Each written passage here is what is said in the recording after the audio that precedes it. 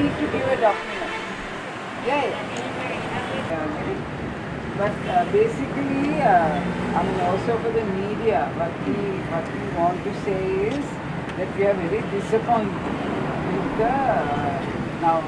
You know, there is a lot of killing of elephants. We have been crying out about it. I personally have come so many times here, but nothing really has happened. You know, and we are utterly ashamed. But I'll basically the gist of it. Yeah, okay. So basically, thing is, I will also look into මේ වෙලාවේ අපි එක්සත් UN එකට ආවේ හේතුව තමයි අපි දන්නවා මේ වෙලාවේ අලි පන්නන සිද්ධියක් සිදු කරමින් යනවා. දැන් මේ අලි පන්නන්නේ ඇයි? මොකද ඒකට හේතුව අපි දන්නවා දුම්රියට හැප්පිලා අලි මැරෙනවා. වෙඩි තියලා අලි මැරෙනවා. අද ලංකාවේ සංචාරක කර්මාන්තය දිනු කරන්න ඕනේ කියලා කිව්වට සංචාරක කර්මාන්තය ප්‍රවර්ධනය කිරීමට නෙමෙයි මේ කටයුතු සිද්ධ වෙන්නේ. දැන් සමහර අය කියනවා සමලිංගික සංචාරක කර්මාන්තයට ලංකාවේ ප්‍රවර්ධනය කරන්න යන්නේ. එහෙමනම් අලි වැඩක් නෑ. අලි මරන.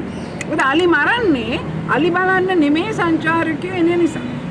ඒ නිසා අපි කියනවා මේ වෙලාවේ සැබෑ සිතින් සංචාරක කර්මාන්තය දියුණු කරනවා නම් අලි මරන්න බෑ. එතකොට අපි දකින දෙයක් තමයි මේ වෙලාවේ අලින්ව ඇයි පන්නනකොට අලි කුලක් වෙනවා. අලින්ට විශාල ප්‍රශ්නයක මුහුණ දෙන්න සිදු වෙනවා.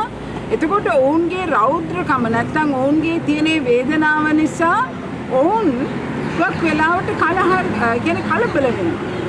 මේක නිසා අපි කියනවා අලින් පන්නන එකෙන් සිදු කරන්නේ ඔවුන් තවත් මිනිසුන්ට පහර දෙන්න ඔවුන්ව උනන්දු කරනවා.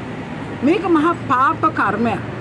මේ රට පාපකාරී තත්වයකට ඇයි 2025 වැටෙන්නේ? අපි දන්නවා මීට ප්‍රථම හිටපු රජයනුත් සමහර වෙලාවල් වලට බොහෝ වෙලාවල් වලට කැලේ කැපුවා ප්‍රශ්න ඇති කරා. හැබැයි අලින්ට හිංසා කරන රජයක් මේ වගේ නම් ආවේ නැහැ. ඇයි මේ තත්ත්වය? අපි දකින දේ තමයි මේ රජයට එන්න පාලන බලයට එන්න උදව් කරේ විදේශයේ ඉන්න ලංකාවේ මිනිස්සු. දැන් ඒගොල්ලන්ට උමනාව තියෙනවා මේ රටේ කැලෑවල් ටික එහෙම නැත්තම් ඉඩම් ටික ගන්න. මොකද ඒගොල්ලන්ට උමනාව තියෙනවා මේ රටේ Tamante නැති දෙයක් ඇති කරගන්න. ඒ නිසා මේ රජයට බලපෑම් කරනවා කැලෑව එලි කළා හරි අපිට ඉඩම් ටික දෙන්න කියලා. නැත්තම් හෝටල් හදන්න. මේ ප්‍රශ්නේ නිසා තමයි මේ රජය දඟලන. ඒ වගේම විදේශිකයන්ට ඇවිල්ලා හෝටල් හදන්න වෙනත් රටවල මිනිස්සුන්ට මේ රටේ හෝටල් හදන්න නොයෙකුත් දේවල් ආරම්භ කරන්න ඔවුන් උදව් කරන්න උත්සාහ කරනවා. ඒකට මේ සියලු දේ සිදුවෙන දේ තමයි අපේ රටේ මේ වන සම්පත විනාශ කරන්න හදනවා. හැබැයි මේකට විසඳුමක් තියෙනවා. විසඳුම තමයි IMF එක. ඇයි අපේ රටට ණය දෙන්නේ?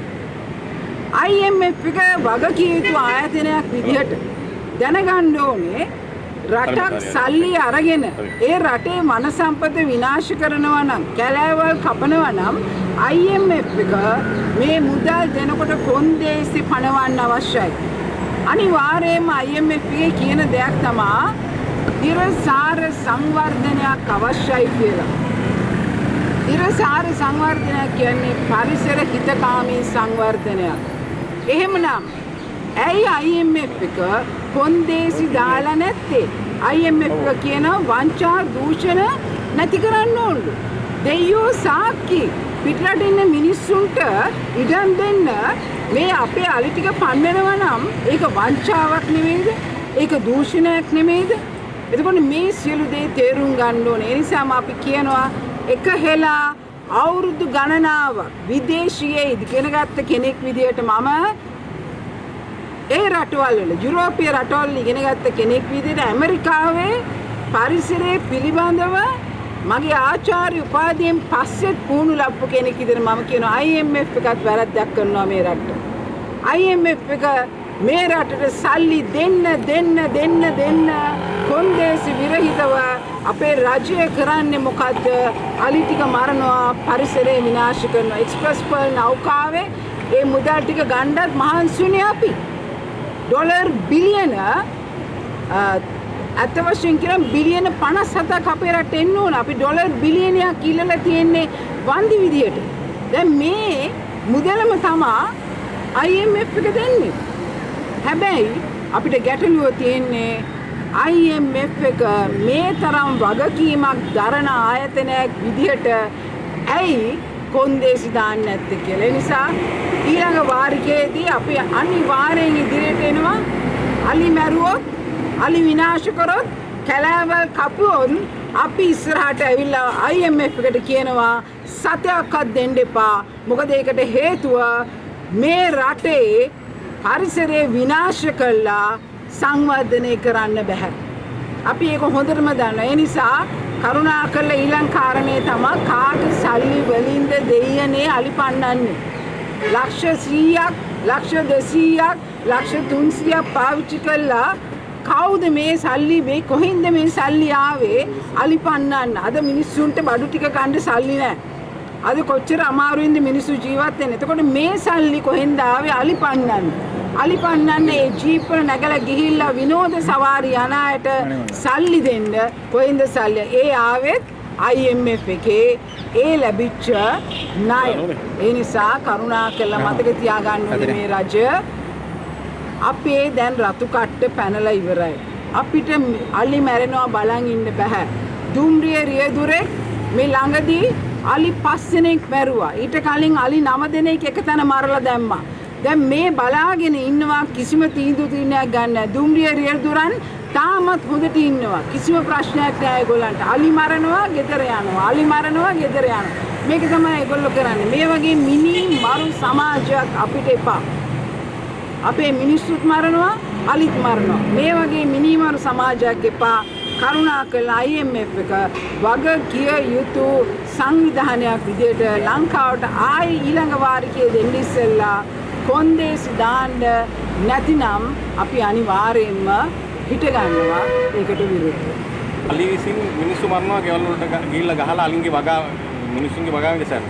ඇයි මිනිස්සු වෙනුවෙන් පිණී හිටින්නේ නැත්තේ? ඒකට හේතුව මිනිස්සු ගිහිල්ලා ගෙවල් හදාගෙන තියෙන අලින්ගේ ඉඩම්වල. අලින්ගේ වනාන්තරවල මිනිස්සු ගෙවල් හදන් ඉන්නවා. අනිත් එක කිසිම මිනිසෙක්ට බලපත්‍රයක් නැහැ ගොවිතැන් කරන්න. ඔය අලි ගැහුවා කියන අය, අලි තමන්ගේ වගාව විනාශ කරා කියන අය, අලි තමන්ගේ තාප්ප කැඩුවා කියන අය, අලි තමන්ගේ ගෙවල් කැඩුවා කියන අයට එක්කෙනෙක්ට බලපත්‍රයක් නැහැ. අපි පහුගිය කාලේ ඉල්ලුවා බලපත්‍ර තියන අයට ඉදිරියට එන්න කියලා. එක්කෙනෙක් ඉදිරියට ආවේ නැහැ. ඒ කියන්නේ බලපත්‍ර නැතුව ගිහිල්ලා කැලෑවස්සට ගිහිල්ලා ගොවිතැන් කරනවා කියලා ඒ ඉඩම් ටික අල්ලගන්න මේ වගේ මෙහෙයුම් කළ අලි ටික කැලෑවල් වලට පන්නනවා කියලා ඒ රක්ෂිතවට පන්නලා අලි කුලප්පු කරන ව්‍යාපාරයට සම්බන්ධ වෙන අයට අපි කීයටවත් කතා කරන්නේ නැහැ ගොවි මහත්තයෙක් කියලා. ඒ අය ටක්කඩි වැඩ කරන්නේ.